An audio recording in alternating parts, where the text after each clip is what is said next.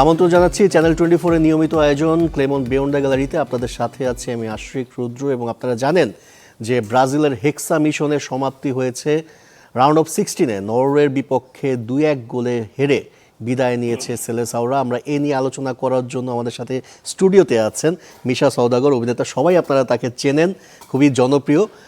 স্বাগত জানাচ্ছি আমাদের অনুষ্ঠানে। থ্যাংক ইউ ভেরি মাচ আমাকে ডাকার জন্য। অবশ্যই দর্শক চাইলে আপনারাও যোগ দিতে পারেন আমাদের আলোচনায়, স্ক্রিনে দেখানো নম্বরে ফোন দিয়ে জানাতে পারেন প্রশ্ন কিংবা মতামত। আমরা একটু আলোচনায় যেতে চাই। আমরা যতদূর জানি মিশা ভাই আপনি নিজেও ব্রাজিলের সাপোর্টার, ঘুম হয়েছে কিনা আপনার রাতে? মানে আসলে হয় কি, ঘুম, আমি ব্রাজিল টিমটা যে স্ট্যান্ডার্ডটা ছিল, স্ট্যান্ডার্ডটা আমি ওজন করতে পারি, এবং আমি যেহেতু ফুটবলের স্বপ্ন ছিল, তো ফুটবল সম্পর্কে আমি ক্লিয়ার। এই ব্রাজিলকে এর থেকে বেশি আশাও আমি করিনি, মোটেও কোথাও বলিনি এটা। হ্যাঁ, তো ব্রাজিল সম্পর্কে সক্রেটিস থেকে আরম্ভ করে এই লাস্টে কাফু, দুঙ্গা, এই যে তারপরে Rivaldo, Ronaldo, Romario, Ronaldinho, Roberto Carlos, এদের খেলা দেখার পরে এই এক্সপেকটেশন তো ব্রাজিল, আমরা ওই ব্রাজিলটা দেখি। তো ওই জায়গায় এখন আর লাস্ট পর্যন্ত নেইমার, ভিনিসিয়াস এই ওইরকম আর মানে কাপ জিতবে ওই এক্স ফ্যাক্টরটা নাই মনে হচ্ছে যে ব্রাজিলের আগে যে আমরা দেখতাম যে এত বেশি তারকা সাইড বেঞ্চের দিয়ে একটা আলাদা একটা দল করা যায়। অবশ্যই তাই হতো এবং মানে তখন মানে ফুটবলটাকে ওই যে সম্ভব বলি বা ব্রাজিলিয়ান মানে সাউথ আমেরিকার ফুটবল এত সুন্দর হতে পারে, ইউরোপরা এত ইনভেস্ট করার পরও এক্সপেরিমেন্ট তাদেরকে নিত। মানে 2002-এ যদি দেখি 5টাই striker Romario, striker Ronaldo, midfield হচ্ছে রিভালদো, তারপর হচ্ছে রোনালদিনহো, আর পেছন থেকে রাইট উইং থেকে উঠে যাচ্ছে রবার্টো কার্লোস, যার শটের গতি আজও পৃথিবীতে মানে এরকম নাই। মানে তখন একটা পেনাল্টি হলে বা ফ্রি কিক হলে কে শট নেবে? দ্য ওয়ার্ল্ড বেস্ট প্লেয়ার, ওরা বেস্ট, মানে 5টা সুপারস্টার ছিল। তো আমরা এগুলো খেলা দেখেছি। ওরা আগে বললাম না, আমরা দেখেছি যে ফ্যালকাও, জিকো, সক্রেটিসের খেলা দেখেছি, ব্যাভেটো খেলা দেখেছি, right wing, left wing, striker, pair লাগে আসলে সব কিছুতে না। তারপরও মানে ওই ধরনের প্লেয়ার নাই, ওই মানের প্লেয়ার নাই। তারপরও মনে হচ্ছিল যে ব্যাক অফ দ্য মাইন্ডে যে ব্রাজিল তো ব্রাজিল, একটা নামের একটা ওজন আছে। সেই হিসাব করলে যেসব প্লেয়াররা খেলছে, অন্তত বিশ্বকাপ জেতা না হোক, অন্তত কাছাকাছি যাওয়া, সেমিফাইনাল পর্যন্ত, মানে নরওয়ের কাছে হেরে বিদায় নেওয়াটা কি এক্সপেক্টেড ছিল? না, মানে মানে 5 বারের চ্যাম্পিয়ন, তারপরে হচ্ছে আনচেলত্তি এখানে আছে, তারপরে ভিনিসিয়াস এখানে ছিল, এখানে রাফিনিয়া ছিল, এখানে মানে নেইমার হয়তো ইনজুরি, কিন্তু ওয়ার্ল্ড চেনে এবং ওয়ার্ল্ড সুপারস্টার তো এই 3টে। যদি আমি বলি ডেফিনেটলি ওইদিকে আলিসন গোলকিপার, ওদিকে আলিসনকে যদি বাদ দিয়ে স্ট্রাইকারে হচ্ছে ভিনিসিয়াস, তারপর হচ্ছে হলো গিয়া নেইমার, আর হচ্ছে হলো গিয়া রাফিনিয়া। এটা একদম ওয়ার্ল্ড সুপার ক্লাস, সবাই চেনে। কিন্তু প্রবলেম আছে এখানে, সেটা হচ্ছে কি রোমারিও ইনজুরি, তো চলবে না ওকে।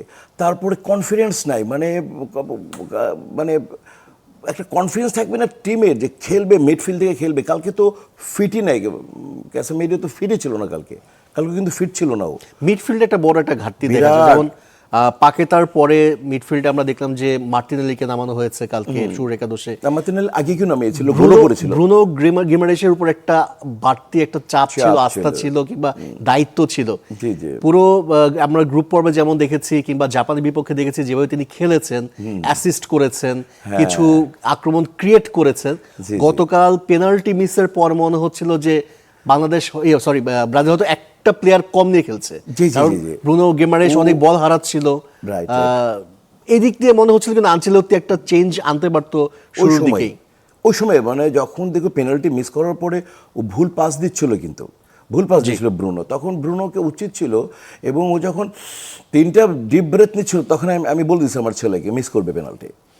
মানে ব্রুনোকে দিয়ে কেন পেনাল্টি? মানে সেখানে তো আরো প্লেয়ার ছিল, কুনিয়া আছে, ভিনিসিয়াস আছে, ওকে দিয়ে, ওদেরকে দিয়ে দাও, তাই না? এই দুইটা এখন স্ট্রাইকার, ওকে দিছে। আগে বিগত অ্যাসিস্টগুলো ভালো করেছে, তো অ্যাসিস্টের জন্য ওকে দিয়ে দিয়েছে।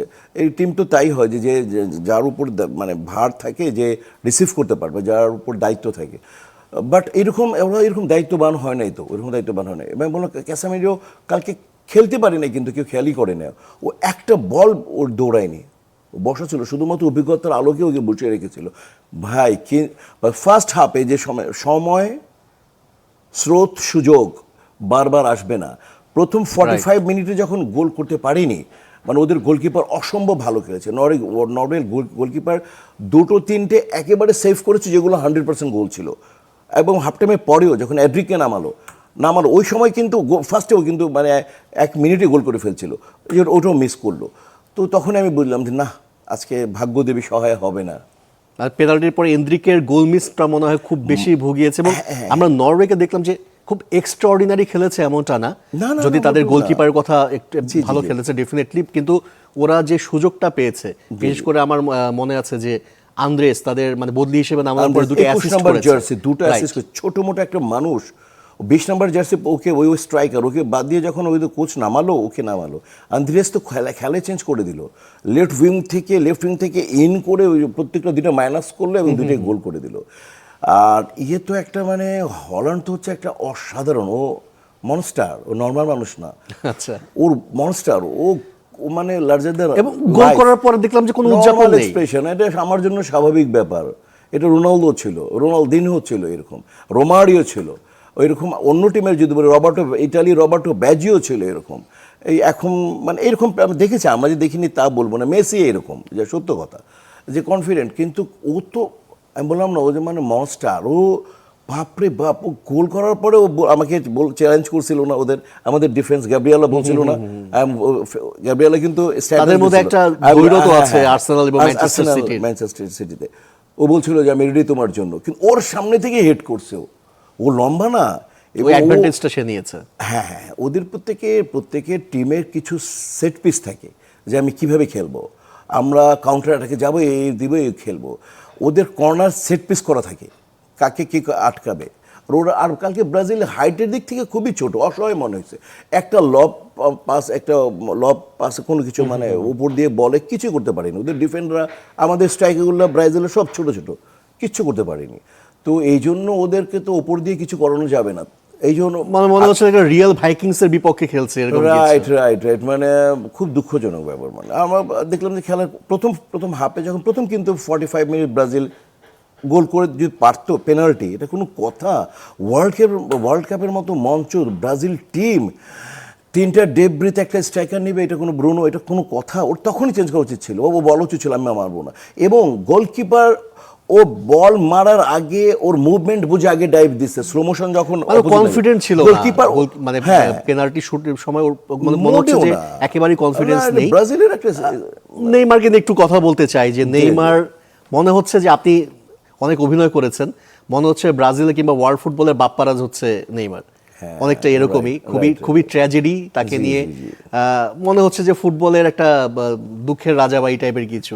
মানে তার বিদায়টা আসলে সুখকর হলো না, কিংবা তার একটা ক্যারিয়ার বড় অংশ জুড়ে ইনজুরি, নানান কারণে সমালোচনা। এই যে নেইমারের বিদায়টা, এটা আসলে কতটা আপনাকে পোড়াচ্ছে? না, ওর মতো একটা ওর মতো একটা সুপারস্টার, ও কোনো কিছু ওয়ার্ল্ড কাপের একটা মানে সাক্ষী হতে পারলো না, এটা ও সারাটা জীবন বইতে হবে। এবং এটা করারও কিছু নেই। বিশ্বের ফুটবল এখন যেখানে চলে গেছে, ফিটনেস, এখানে আমরা অন্যান্য টিমকে বলতাম আগে যে বয়স্ক টিম, এবার ব্রাজিলের যদি এজ অ্যাভারেজ করি, তাহলে ব্রাজিল মোটামুটি ক্রোয়েশিয়ার পরে মনে হয় সবচেয়ে বেশি বয়সী এই টিমটা। তো ওই জায়গায় ব্রাজিল তো এরকম ছিল না, এখন ইয়ামালে খেলে, তারপরে এখন এই যে অ্যান্ড্রিক, এদের যুগ এখন হল্যান্ডের মানে হল্যান্ড খেলবে এখন, ওইখানে বাপ্পা স্ট্রাইকার। সিনিয়রদের মধ্যে ভালো খেলতেছে হ্যারি কেন, ইংল্যান্ডের ক্যাপ্টেন, লিওনেল মেসি, ও তো প্রদত্ত এবং দোয়া। মানে আমরা ব্রাজিল সাপোর্ট, কিন্তু ওর জন্য আর্জেন্টিনাকে ভালোবাসতে হয়, ওর জন্য। ডাউন টু আর্থ একটা মানুষ, কি সেন্স অফ মানে সেন্স অফ কি বলবো, যে ফুটবল মানে ও এইদিকে তাকে বল এইদিকে, কিন্তু ওই প্লেয়ারটা, অপোনেন্ট প্লেয়ারটা কোথায় আছে আর ওর প্লেয়ারটা কোথায় যাবে ও তাকাবে না, কিন্তু ও জানে ওইখানে। এটা সাইন্টিফিকও। ও মেসির সাথে আর কারো তুলনা না করি, ফর্মে নাই কিন্তু বয়স নাই, অভিজ্ঞতার আলোকে বল যখন আসে, বলে না যে বাঘ থাবা, মানে বয়স্ক হলেও বাঘ থাবার হুঙ্কার ভুলে না। তো মেসি কিন্তু এখন ওইটাই, মেসি কিন্তু এবার আর আর্জেন্টিনার ব্যাপারে একটা ছোট্ট কথা, ওরা শুধু আর্জেন্টিনার জন্য খেলে প্লাস মেসির জন্য খেলে, পুরো দেশটা। আর্জেন্টিনার প্রত্যেকটা ফুটবলার দেশ আর মেসির জন্য খেলে। মেসি ওদের এমন একটা আইকন। মানে নেইমারের যে ম্যাচ টাইমের ব্যাপারটা আমরা দেখতে পাচ্ছি, আমরা এর আগের লাস্ট ম্যাচে জাপানের বিপক্ষে ছিল, তার আগে কিন্তু কোচ বলছিলেন যে 90 মিনিটস খেলার মতো নেইমার ফিট। আমরা হয়তোবা অনেকে এক্সপেক্ট করছিলাম যে নেইমারকে হয়তোবা অন্তত 45 মিনিটস খেলাবে, 90 মিনিটস না হলেও। গতকালকের ম্যাচে একদম শেষের দিকে নামানো, যখন দল অলরেডি বিপদে আছে, 69 মিনিটে মনে হয় সেই সময় নামানো, ওই সময় কি আসলে এনাফ টাইম যে ইনজুরি থেকে ফিরে ন্যাশনাল টিমে আসার পর প্রথম 20 মিনিট একটা ঝলক দেখাবেন? আসলে এমন একটা কোচ, যে কোচ সম্পর্কে মানে ফুটবল আমাদের থেকে উনি অনেক ভালো বুঝে। উনি রিয়াল মাদ্রিদ বলি, এবং ওনার যতগুলো অর্জন আছে, আনচেলসি যতগুলো অর্জন, এবং উনি এরকম গেমিক করে রেখেছেন যে ওনার মানে মানে হিসাব কিতাব একদম ডিফারেন্ট। পৃথিবীর বেস্ট কোচ উনি। তো আর বাট আমার আমি নিজে একজন প্লেয়ার হিসেবে যদি বলি যে আমি যতটুকু প্লেয়ার সেন্স ছিল, বা আমরা তো স্পোর্টসম্যানই, সেটা জায়গায় আমি ওই নেইমার যে নামলো, আমি নেইমারের ভিতরে ওই 45 মিনিট খেলার প্লেয়ার পাইনি। ও চিকে এখনো চর্বে আছে, মানে ওর ফিটনেস বা দেখলাম ওইরকম টান ওইরকম নাই, ফ্লো থাকে, একটা স্রোত থাকে, স্রোতের সাথে সাথে ওই রকম ছিল না। এই জন্য কোচ বুঝতে পেরিয়ে ওকে ওর সাথে আলোচনা করে পরে নামিয়েছে। এই জায়গাটা আমি বলবো না যে ওকে আগে নামিয়ে দিলে খুব একটা কিছু করে ফেলতো, বরং যুগ, আমি একটু আগে যেটা বললাম, এখন ইয়াং স্পিড ফ্লোর যুগ, অ্যান্ড্রিক নেমেই যে টানটা দিল, গোল করে ফেলছিল। আর কালকে ওই যে মানে নরওয়ের goalkeeper man of the match সম্ভবত, আমি জানি না লাস্ট পর্যন্ত, ওর ম্যান অফ দ্য ম্যাচ হওয়ার কথা। হল্যান্ডকে দিছে না কাকে দিছে ম্যান অফ দ্য ম্যাচ, ও বা হল্যান্ড হওয়া উচিত। তো ওই রকমই আর কি, ওকে ওর আসলে 20-30 মিনিটে বেশি খেলার মতো নেইমারকে আমার মনে হয়নি। এটা আমার উপলব্ধি। অবশ্যই, কিন্তু মানে ব্রাজিলের তবে হ্যাঁ, চাপ, তোমার কথা ঠিক। ও থাকলে মাঠে যায়, ক্যাসামেরিও যেমন খেলতে পারতেছিল, অভিজ্ঞতার জন্য রাখছিল ওকে। তো ও চাপ, মাথায় একটা চাপ থাকতো, নেইমার আছে কি করে ফেলে, কি করে, এরকম একটা চাপ থাকতো। অন্তত দুইটা প্লেয়ার হতো তাকে মার্কে রাখার চেষ্টা করতো, কিছু গ্যাপ ক্রিয়েট হতে পারতো, অ্যাডভান্টেজ নিতে পারতো। আরেকটা ব্যাপার আমার কাছে মনে হচ্ছে, রায়ান 19 ইয়ার্স ওল্ড, পারেনি কালকে, কিন্তু তাকে আরেকটু ম্যাচ টাইম দেওয়া উচিত ছিল কিনা, কারণ সে কিছু কি বল কিন্তু ডেলিভার করছিল রাইট উইং থেকে কালকে দুইবার করেছে, আর করতে পারেনি। লেফট উইং থেকে ভিনিসিয়াসকে বল, সবাই বল নেওয়ার পরে ভিনিসিয়াসকে খোঁজে, ভিনি কই। এবং সেকেন্ড হাফ ভিনি চেঞ্জ হয়, স্ট্যামিনার ভিনি সেকেন্ড হাফ খেলতে পারে নাই, দেখো ভালো করে। আমরা তো প্লেয়ার সব দেখি, শ্বাস নিতে পারে। ভিনি কিন্তু সেকেন্ড হাফে আর দৌড় দিতে পারেনি, কিন্তু ভিনি সব বল ভিনি। কালকে বল পজিশন যে কালকে কিন্তু 35 বা 36% ব্রাজিল, আর ওরা 64, ও নরওয়ে কিন্তু 64 বল পজিশন। কিন্তু এই যে 35 বা 36-এ ভিনির পায়ে সবচেয়ে বেশি বল ছিল, বল পেয়ে ভিনিকে দিচ্ছে। আর ভিনির দুর্ভাগ্য, ভিনি কালকে তো গোল মানে করতেই পারতো। বললাম কালকে নরওয়ের গোলকিপার অসাধারণ খেলেছে, বা সেকেন্ড হাফে তো খেলতেই পারলো না। এবং ওদের কোচ সেকেন্ড হাফে যে চেঞ্জ করলো, দুজন চেঞ্জ করলো, যে ওরা অ্যান্ড্রিয়াসকে নামালো, আর কালো আরেকটা ছেলেকে নামালো। ওই দুইটা ছেলেকে নামানোর পর খেলাটা চেঞ্জ করে দিল, এবং ওইতে অ্যাসিস্ট করলো, অ্যান্ড্রিয়াস দুটো অ্যাসিস্ট করলো, 2 গোল। মানে ব্রাজিলের আমরা মানে যেমনটা দেখে আসি, আপনি যে বললেন যে আগের প্লেয়ারদের কথা বললেন যারা অনেক তারকা ছিল, যে এখন যে আসলে একটা রাউন্ড অফ 16 থেকে বিদায়, এইখান থেকে ব্যাক করা, আমি যদি বলি যে নেক্সট ওয়ার্ল্ড কাপের টার্গেট করে একটা দল গঠন করা, মানে আপনার কাছে মনে হচ্ছে যে এই প্লেয়ারগুলোকে দিয়ে সম্ভব নেক্সট ওয়ার্ল্ড কাপ পর্যন্ত টেনে নেওয়া? ক্যাসেমিরো চলে যাচ্ছে, এই গ্যাব্রিয়েলটা কতটুকু ভালো খেলবে আল্লাহই জানে। কিন্তু গ্যাব্রিয়েলের সামনে তো হল্যান্ড গ্যাব্রিয়েল চ্যালেঞ্জ করছিল যে আমি তোমার জন্য ওয়েট, কি করলো, খেল করেছো তুমি, হেডটা করেছে, গ্যাব্রিয়েল সামনে ছিল, গ্যাব্রিয়েলের সামনে থেকে হল্যান্ড উঠে গিয়ে হেডটা, হাইটের একটা অ্যাডভান্টেজ নিয়েছে পুরো। সবাই হাইট তো করার কিছু, হাইটের তো লম্বা প্লেয়ার তো অনেকেই আছে, হল্যান্ড তো সবাই না। যেমন রোনালদো, ক্রিস্টিয়ানো রোনালদো, ওর কিন্তু হেড করা অন্য, এয়ারে উঠার একটা স্পিড অন্য, তারপরে পজিশন করা, হেড করা, কিন্তু তার একটা কোয়ালিটি আছে, সেটা অন্য। সে যে গোল করলো, তারপরে সেকেন্ড গোলটা সে কি করলো, ও সেকেন্ড গোলটা দুইজন পায়ের মাঝখান থেকে একদম আর হাফ ইঞ্চ হলে আলিশানের পায়ে লাগে, মানে নেটের এখান থেকে গেছে, নেটের পাশে, মানে ওটা কি, মানে মাথা ঠান্ডা। এবং সে কনফিডেন্ট দাঁড়ায় আছে, আমার দ্বারা এটা সম্ভব, আহামরি না, আরও দেখাবো। কনফিডেন্ট কেউ, ক্লোজ আপ যে দিই, আমরা ক্লোজ আপ বলি, ও যে ক্যামেরার সামনে আসছে, কোনো কিন্তু দৌড়াদৌড়ি কিচ্ছু না, ও খালি বলছে গোল করলাম, এটা স্বাভাবিক ব্যাপার। ওর গ্যাব্রিয়েলকে দেখালো যে কি বলিস, আমার আরো দূর যাব আমি। এক্স্যাক্টলি। এবং আমরা আরও একটা ম্যাচ হয়েছে ইংল্যান্ডের, আমরা দেখেছি যে 3-2 গোলে মেক্সিকোকে হারিয়ে তারাও পরবর্তী রাউন্ডে গেছে। আমরা এটা নিয়ে আলোচনা করব, পাশাপাশি স্পেন পর্তুগাল বিগ ম্যাচ এই বিশ্বকাপে, সেটা নিয়ে আলোচনা করব, তবে একটা বিরতির পর।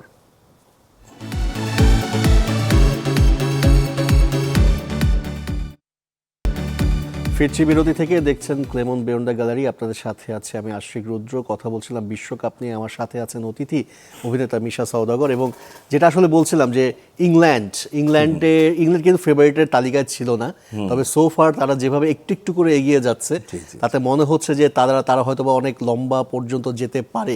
বিশেষ করে হ্যারি কেইন, কালকে জুড বেলিংহাম দেখলাম জোড়া গোল করেছেন মেক্সিকোর সাথে।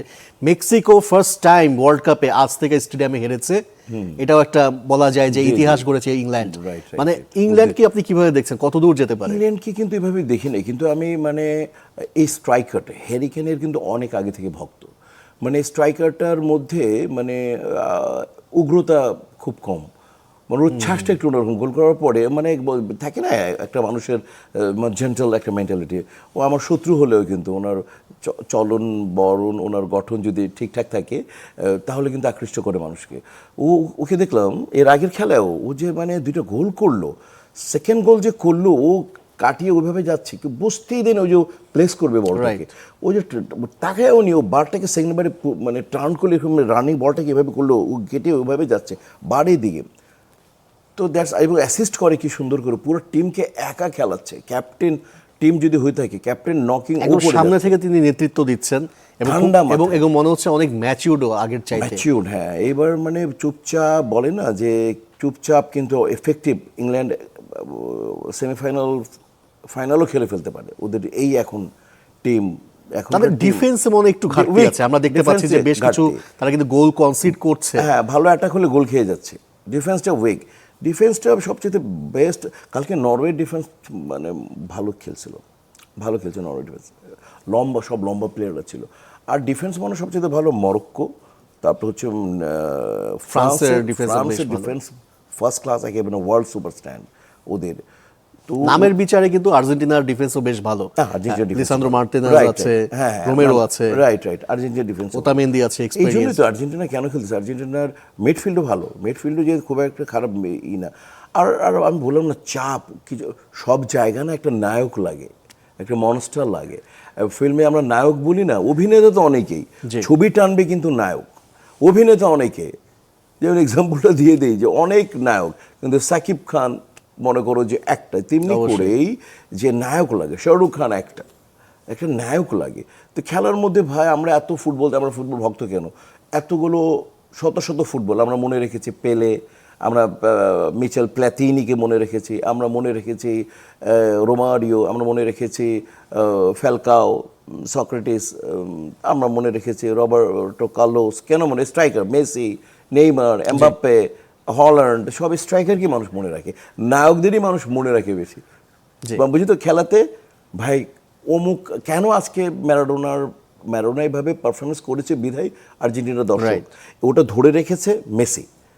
এই জন্য এমবাপ্পে, এখন ফ্রান্স সবাই চিনে এমবাপ্পের খেলা দেখে। মানে একজন নায়ক আসলে খুব ইম্পর্টেন্ট একটা দলে। ছবিতে যেমন একটা নায়ক দরকার, তেমনি মাঠে দরকার স্ট্রাইকার। একজন দর্শক আছেন, আমরা তার নাম পরিচয় জেনে তার প্রশ্ন কিংবা মতামতটা জেনে নিব।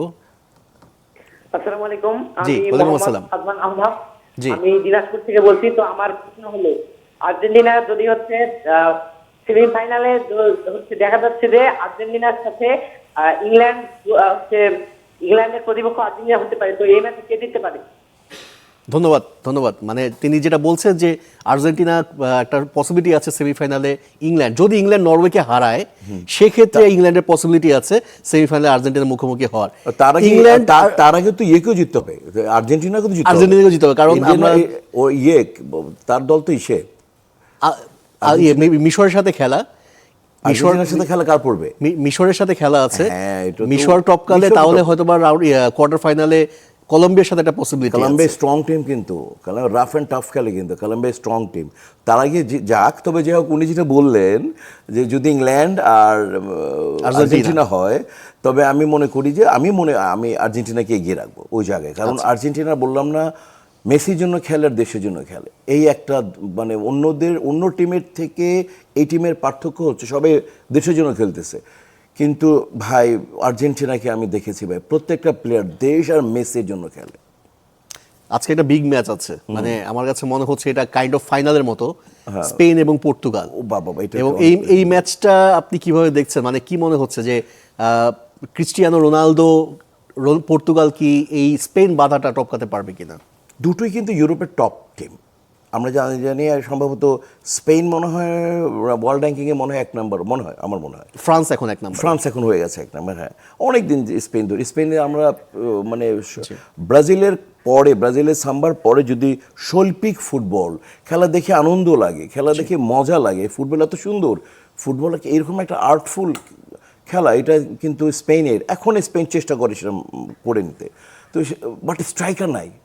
ও তো ওয়ার্ল্ডের মনস্টার নয়, এরকম ওয়ার্ল্ড সুপারস্টার স্ট্রাইকার নাই যে বল পাবে ডি বক্সের আশেপাশে পাবে গোল করবে, ওখানে ওইরকম নাই কিন্তু। এই জন্য স্পেন যতটুকু পিছিয়ে আছে এই কারণে। তো আর পর্তুগালে যে স্ট্রাইকার আবার মানে অভিজ্ঞতার আলোকে যে রোনালদো, ও একটু সিনিয়র হয়ে গেছে, বাট ওরও বল স্ট্যান্ডার্ড যে পারফরমেন্স ফ্লো যখন থাকে, যখন এখন এমবাপ্পার যেটা আছে, এখন ধরে এমবাপ্পার এখন হল্যান্ডে যেটা আছে, এইবার যেটা ওয়ার্ল্ড কাপে যা দেখতেছি, বা ভেনিসিয়াসে যেটা আছে, সেই একটা ঘাটতি আছে, সেটা কিন্তু পর্তুগালেরও নাই। বরং পর্তুগালের রোনাল্ডোকেই রোনাল্ডো ক্যাপ্টেন যায় না, মানে ওকে শুধু ওই দেশ সম্মান করার জন্য দিয়েছে।